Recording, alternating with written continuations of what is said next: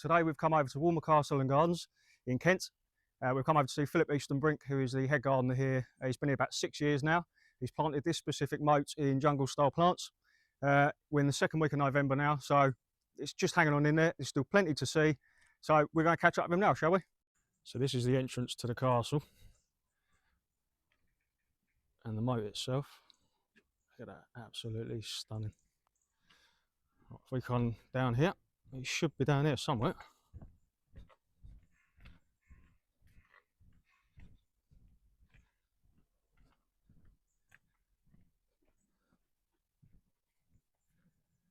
We will get to these beds eventually, but I think we'll start by going through here. Just look at that view. Absolutely beautiful place. So lucky to be where I live. Literally 10 minutes from here. I've got a year's membership as well, so I get to see it all the time. Here he is. Hello, Chris. How you doing, buddy? All right? Yeah, you all right? Yes, mate. Yeah, not bad. Fresh back from Japan? Yes, yeah, just over jet lag. Just over jet lag. How was the trip, all right? Yeah, it was amazing, absolutely amazing. Awesome. And all paid for by the RHS and Plant Heritage Fantastic. to research my plants. So, Nice yeah, little cheap really holiday good. Well, it wasn't really holiday. then. Right, where should we start? Would you like to start here, I suppose? Yeah, I think this is a good place to start because this is actually the original border where we started the entire jungle moat project. Okay, and that was how many years ago now? So this was the winter of 2020, 2021. We had a trainee then who spent a lot of time in here digging all the old plants up. So before it was, well, in here was a massive Fuchsia Magellanica alba. You know, the hardy fuchsia. It was about 5-6 meters tall or so. There was a ceanothus in here. There was even a ginkgo in here. And most of that was taken out apart from the mahonia in the back there, really. I think, yeah, that's probably the only plant that is still original. Fantastic. Obviously, we're into the second week of November now, so it's not looking its best, but there's still a lot to see. Things are still looking pretty fresh. The most damage really is from the wind. Although we are 5 meters down here, we do get this sort of funnel effect going through the moat. Yeah. So yeah, things like the colocasia, they're a bit shredded now. The Paulownia, the foxglove tree, has lost most of its leaves, but that's also because it's sticking out quite a bit. There was a little seedling I dug up from the kitchen garden, and that year it grew to over 5 meters actually. So wow. Really good. And we coppice that every year. So what soil? What soil are you on here? We are on chalk really, but of course, well, the kitchen garden has been even in the moat here as well, so it has always been worked on.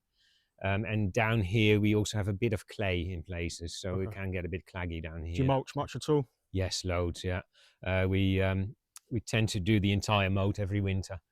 So all in all, on the garden we do about 45 tons of farmyard manure. Wow! All by hand? Yeah, all by hand. Wow. Yeah, because we have to go down the ramp with the wheelbarrow. We can't use any machinery. So have you got a team of volunteers? Yes, and Nick, who looks after the moat, he does a lot of that work here as well. Yeah. Yeah, we use our own compost as well. So we've got all the herbaceous borders, of course, all the leaves. We've got really good leaf mold as well, which does go in here. But 5 years ago, this was all shrubs and everything, and it hadn't really been looked after a lot over the last 20 years at least. Okay. So the soil was so poor. Am I right in thinking that this moat's never had water in it? That's right, yeah. Yeah. It's always been a dry moat. That was sort of the defensive purpose of it, was to have a big drop, so it was difficult to get in, and once you were in there, it was very difficult to get out again, and that's why you've got all the gun ports at this level as well. So there's a walkway behind that. You can go on tours as well during the weekends now, but that's where they would then shoot the enemy basically from there, because it was very difficult to get out in a rush again. Such a cool place. I was saying on the way down here, I'm so lucky to live where I am. Right, should we do some plant names? Sorry? Should we do some plant names? Yeah, sounds good. So this is Persicaria brush strokes. So you can see the really nice pattern on there. It's quite brushed out, I suppose. Although it's a Persicaria, it doesn't actually run that much. It's almost like a little shrub in a way, because it tends to not die back that much. It loses its leaves. We do still cut it back every year because they just stay a bit fresher. Yeah. But this is also where you can see that the wind is really getting through under this arch here. So we planted a really nice Mahonia ducluxiana, which has got massive leaves. They will even get bigger than that. And beautiful pattern on the underside as well. You can see the flowers just starting, but hopefully that'll bulk out a bit and sort of stop the wind from blasting through a bit too much. That's lovely. It looks a little bit less spiky than the other ones as well, is it? It is a bit, yeah. You can get some that are proper spiky. Nasty ones. But I saw this one at Hilliers Gardens actually in Romsey a few years ago, and then got a few examples of it. So yeah, it should be a really nice one. And then of course Hacknacloa, this grass here, which is one of my national plant collections. Now, the national plant collections, what warrants that, and what would allow you to? So you have to be a plant heritage member Okay. to be awarded that, but that's, I think, something like £40 a year. But you then, with herbaceous plants, need 3 of each. So this is just Hacknacloa macra. So I would have 2 backup plants of that.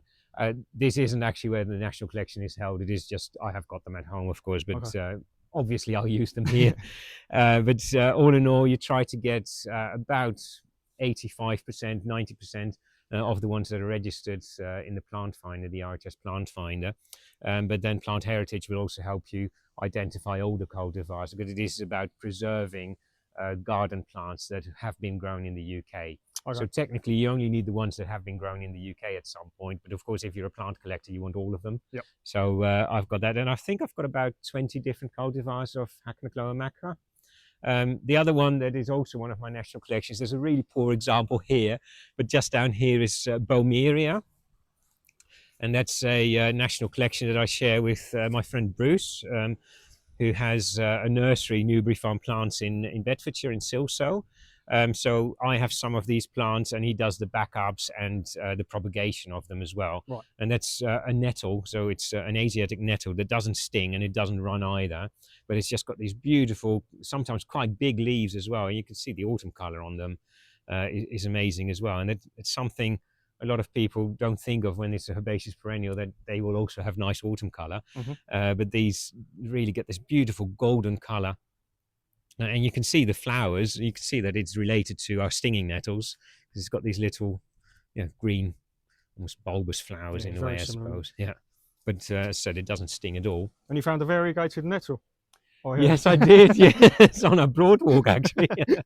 Yeah, I've potted it up, see if it's stable. That is just a normal native nettle, but sometimes they do have variegated cultivars of those even. So, and there's a golden cultivar as well. Now, one of the things that I saw in Japan a lot of is Orcuba, sometimes known as spotted laurel.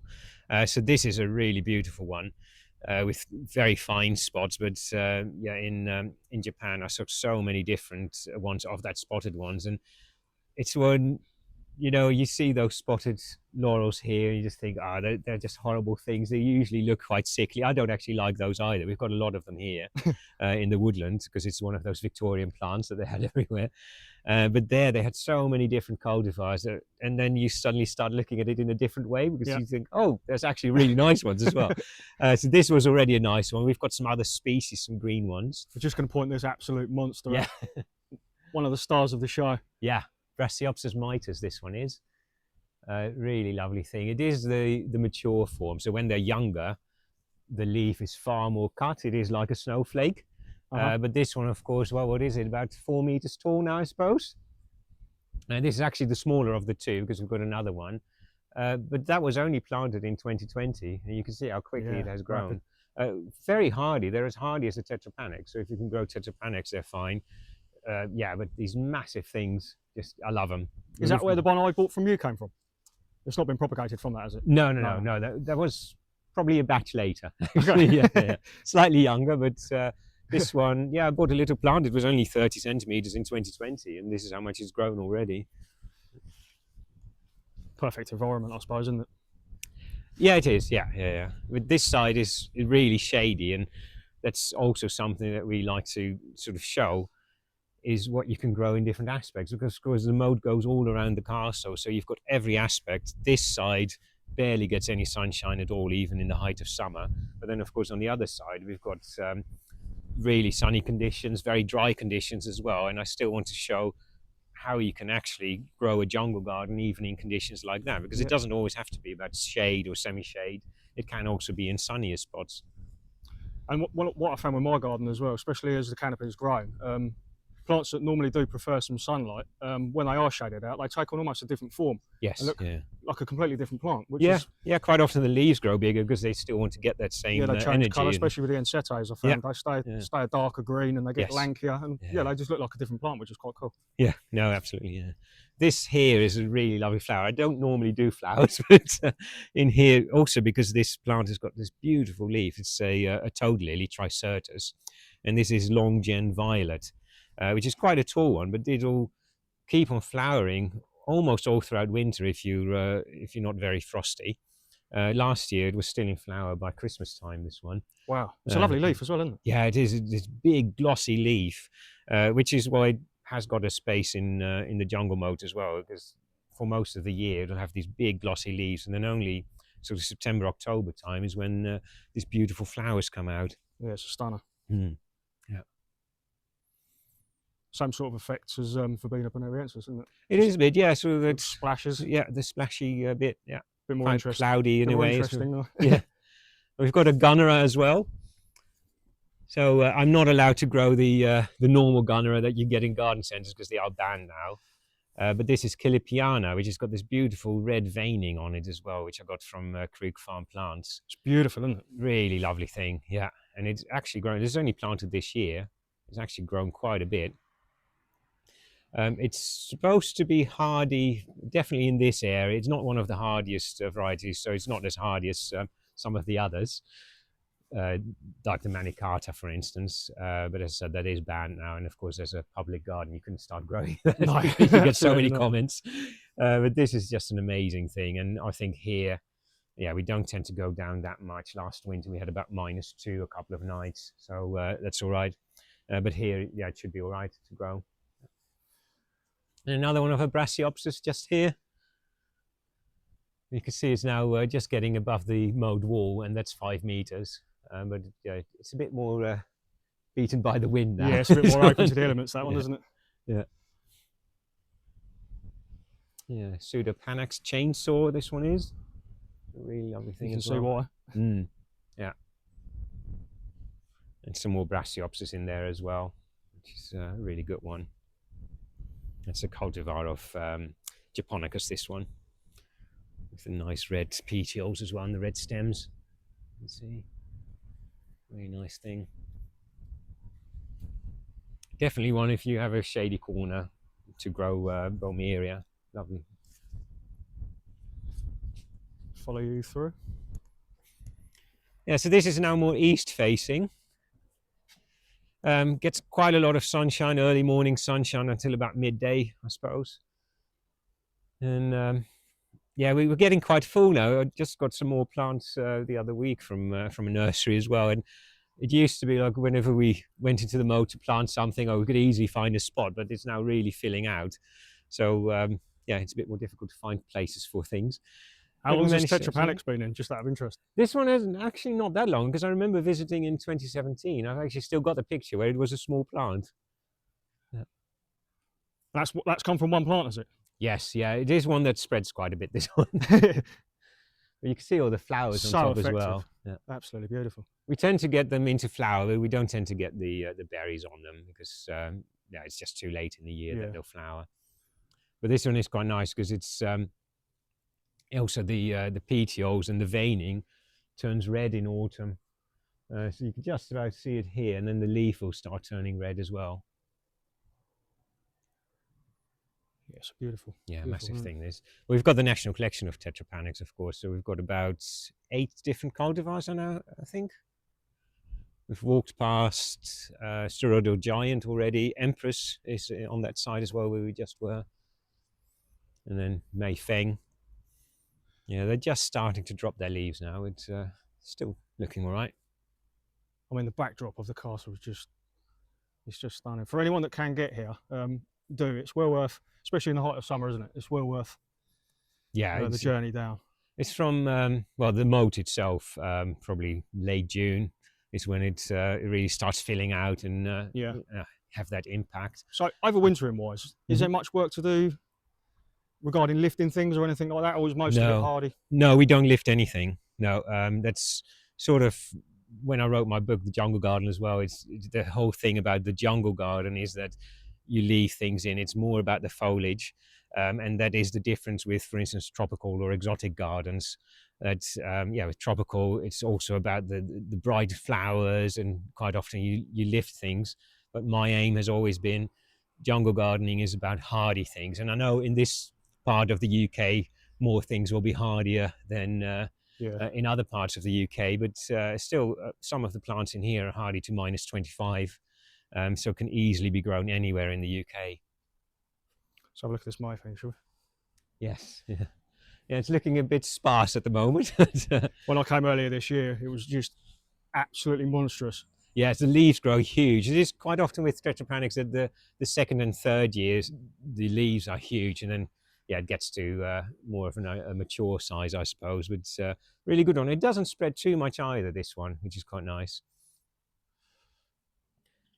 It's not so easy to get hold of though, is it, this one? No, no, it's also one that you have to have a license to sell. So Yeah. yeah, it's mainly Krug Farm Plants that has that license, and that's with the University of Tokyo as well. So yeah, you can't sell it unless you've got that permission. Okay. Are they quite strict with their plants out there? Like Well, monitored? sometimes, for instance, with this particular plant as well, it is yeah, a mission or a plant hunt Yeah. with the university, and it's just for biodiversity and everything. They don't want everyone to just grow it and spread it around. No. But it is every now and then it is available. Schefflera.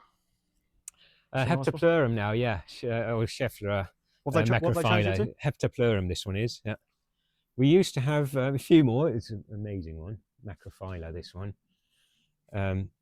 I do have a bit of an issue with the Schefflera or Heptaplerum in general. That's quite often after about 3 years, they suddenly just wilt, and within a week they're all gone. So we had one of these die. We had two others. There was one Taiwaniana which died this year as well of the same thing. And they all won't in different sucker phases. to produce new. No, That's they just just the plant done. completely just the roots are all rotted away, and that's it. And I've had that in several gardens even. So That must be a characteristic of the plant itself then. If it's I don't know what it is, and 3 year I've cycle. asked many people to explain to me why they do that, but nobody can really tell me why. I mean, these aren't cheap plants either, are they? You're probably No, looking at no, they're what, not. 150, 200 pound for one of these now at the moment.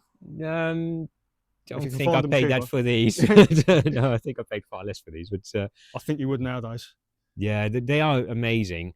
And I know people who've grown them very successfully, but for us, it's one of the things, yeah, we probably won't grow them again. We won't buy more of them because, as I said, we lost 3 already this year of Yeah. different species, all in different locations as well. So, yeah, it's just a bit of a shame then and a waste of money. But yeah, some other things like we've got a Sparmannia in there as well, which is really a house plant. It tends to be all right here. So are there plans to expand these borders on the left hand side of the moat or add more in, or? No, we have to stick within the historic borders. We have just had a survey done, so we have identified where some other borders were in the past. So we might be able to have a few more on the other side. But yeah, there are some restrictions, of course, because the moat is actually the only part of the garden that is also a conservation area. Okay. So we can't just start digging everywhere, of No. course, and it is a historic site, isn't it? But there's still general garden activities we can do in here, so that's also why we've been able to do this. And with historic planting, we are quite lucky here at Walmer in a sense that we have to stick to plant groups instead of specific planting. Okay. So historically the moat had trees and shrubs in here, so generally if we stick to trees and shrubs in here as a majority, then yeah, we can use quite modern or exotic cultivars as well. That's a lovely one, Philip. What's that? This is Echium, so this is Echium candidans, which Yeah, has now done you really say it. well. They say it does. Yeah, we had some flowers this year. It's this is again that wind funnel effect, that this side was just blown by the cold wind, so we had some flowers on that end and nothing on this end. So are the flowers similar to the pinana? Yeah, but shorter, Okay. but and slightly different blue as well. Yeah, it is an Echium, of course. Yeah. It's really, really lovely, and that is one that yeah we can get away with it here, but other parts of the country, if you're a bit colder, you probably won't be able to get away with that. But really lovely. We've got a few different Echiums in here, so yeah, we'll experiment a bit with loads of the tree Echiums as well. Yeah, Magnolia grandiflora, is that right? Yeah, Magnolia grandiflora. This is one of the historic planting actually. This was planted when Earl Granville in the 1860s was Lord Warden here. This very plant, yeah? Yes, yeah. Yeah, you can see how old it is. It used to actually be as tall as the castle, and especially when Magnolia grandiflora first was introduced, they thought they weren't very hardy. And I suppose at the time it was a bit colder as well, so they quite often planted them against a wall, almost as an espalier quite often as well. Yeah. So that's why this is right against the wall. But it's done really well. The top did come out in a storm, but it's recovered quite well. So, it's an absolute stunner, isn't it? Yeah, and it still fits in with the jungle theme because Absolutely. It's got big, lush foliage and glossy as well. So it's a really good contrast with other things. And normally we've just got them back with that's Dahlia coccinea, which is a really nice fern-leafed dahlia. There's actually got an award of garden merit for the leaves. Little orange flower, and it just mixes in well with that. Then it's a good contrast.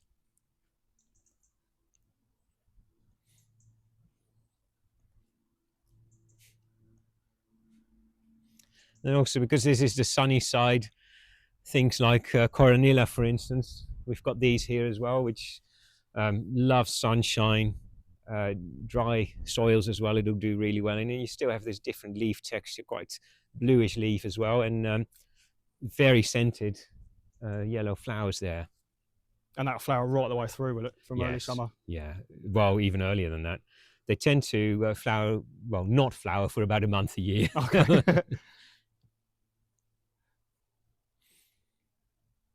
It's Stachyurus salicifolia, that one. So that's another winter flowering plant. Now, my stepmom saw this yucca. What's the name of it? No, it's a Dacylerion, actually, this one. Yeah. And the twisting top and which looks like it's dying is a characteristic of the plant? Yes, yeah. The ends are sort of this, that's, you always get that dead foliage on the end, dead bit there. Yeah, she was fascinated by it. Yeah, it's really spiky, though. It's when you really don't want to be weeding around too much with the bare hands, certainly not. Because it's got these tiny spikes. Serrated. And they do flower a bit like, almost like an agave. So when it shoots out this flower head, it'll grow 4 or 5 meters tall. When I was at Canterbury Cathedral, we had them, and one of them flowered as well. And that's that once they flowered, yeah? They die back? Yeah, they do die back then, yeah. Yeah, there's a bigger one here, even. Yeah. And also really lovely Itoa. Yeah, that's an absolute stunner. Yeah, I've got a seed pod in there which has been in there since June, July. I think I've been waiting for it to actually so you might be able to propagate them. Yeah, I hope so. It's quite a rare one. There's some in Cornwall. I think there's one in Scotland as well. Yeah, it's grown really well, and lovely leaves. That's a beautiful plant. And evergreen. So you don't often see those, do you? No, not at all. No. Yeah, lovely one. Yeah, there's lots in here. It's if people did want to see what is in the moat as plant-wise, you can go online. There's walmergardens.gardenexplorer.org. Okay, we'll put a link for that in the because and then you can just see which plants are actually in the moat in the different borders as well. This large shrub here is, well, it's got really fine foliage. It's an evergreen, but that's Azara microphylla. So that flowers in February, March, and the flowers smell like chocolate. Really strong, and that's why we've got it right next to the entrance bridge.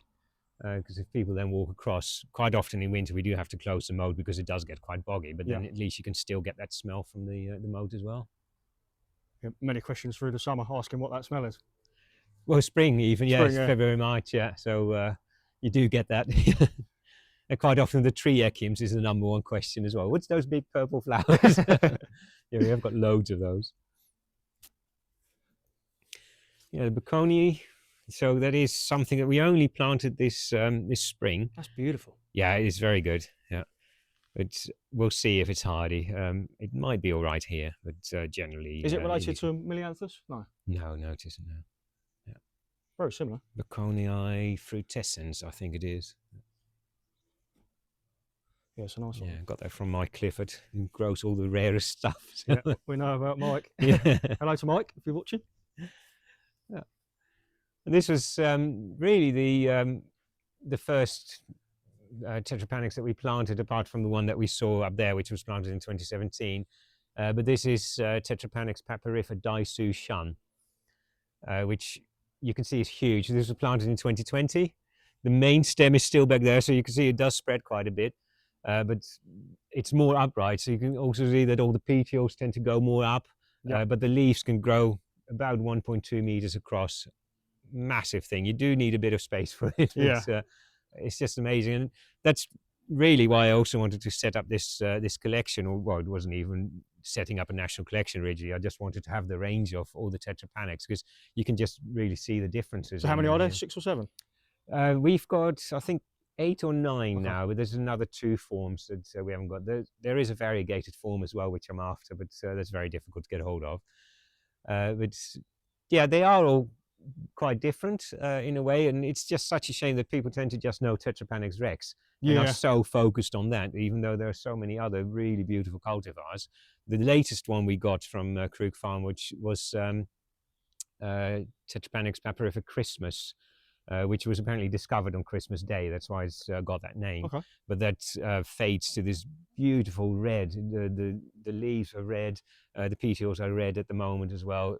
Really lovely thing. So I can't wait to plant that out and yeah, get that to grow. I'm just going to say the leaf on each different Tetrapanax, they are similar looking, and you do get different forms on different. You've really got to know what you're looking at, haven't you, with the Tetrapanax? Yeah, this one is actually quite easy to recognize, even as a small plant, because you really can see that the petioles go more up. So instead of the leaves going sideways, they really are more upward facing. Yeah, I can get that actually in the camera. It's picked that up quite nicely. Yeah, especially up there, you can really tell. But even the petiole itself is well over a meter long as well. So it is a very fast growing.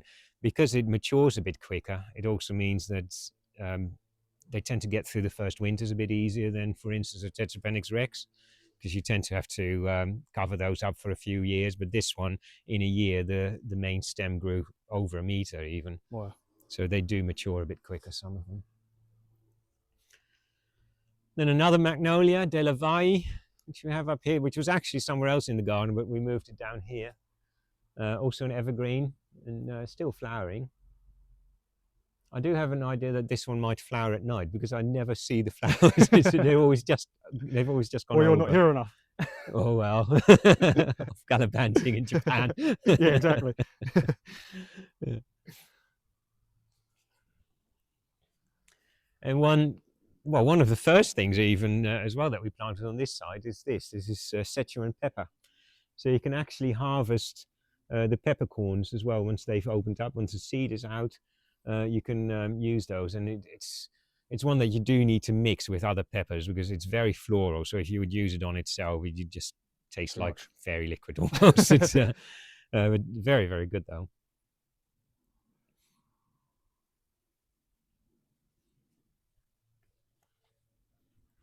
And we're still planting things out. So some areas, we just put some things and some plants in there which would bulk up quite quickly just to fill a gap at the time. But yeah, now we're getting to that stage where we can put something more interesting in. So this, for instance, was a big block of Crowborough lily, which we got somewhere else from the garden. This is one of my favourites, Liriodendron. The Liriodendron, yeah. This is Chinense. So that's been here a while as well. And of course, because we're next to the castle, we can't really let the trees grow. So we coppice quite a lot of the trees in here. Yeah, this was the actual plant that made me buy mine. I think I Really? purchased it in the Moat after you'd said about it. Yeah, I think, yeah, you went online, didn't you? So, yeah, this is much bigger than the normal Liriodendron tulipifera. And the nice thing as well about it is that in spring, the leaves come out nearly black. It's really, really good. And autumn colour, of course, as you can see. But yeah, the size of those leaves is just amazing. Yeah, it's a beautiful plant. So how big will you let that get? Will that just fill that gap and then that'll be that? So this is about it. We've this year was the first year we cut it down to about 30-40 centimetres. And then it shoots up and quite often you get the colour a bit better. Sorry? Wow, that's one season's growth? Yeah, this is all one season. Wow. Yeah. So yeah, that'll be about it, probably.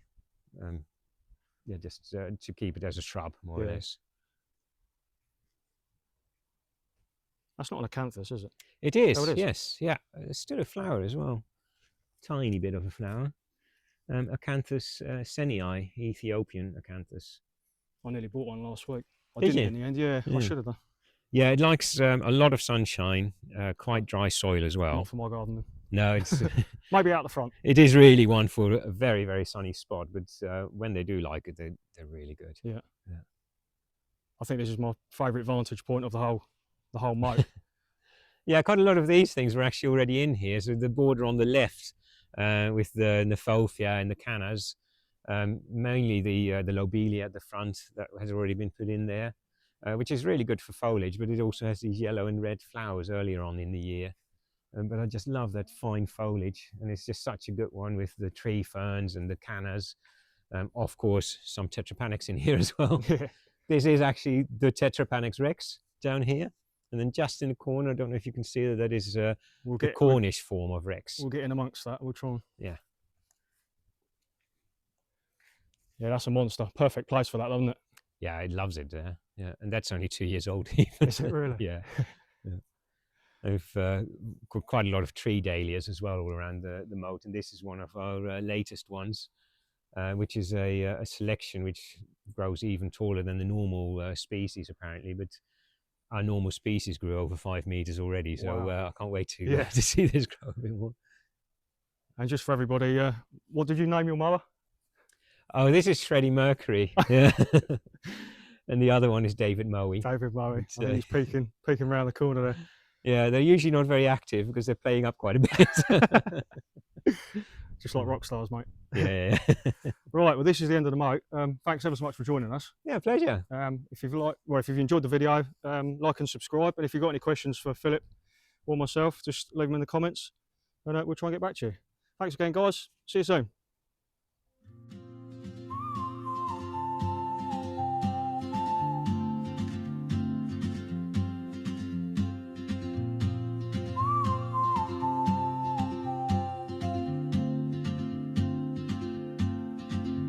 She moves like a map with no border.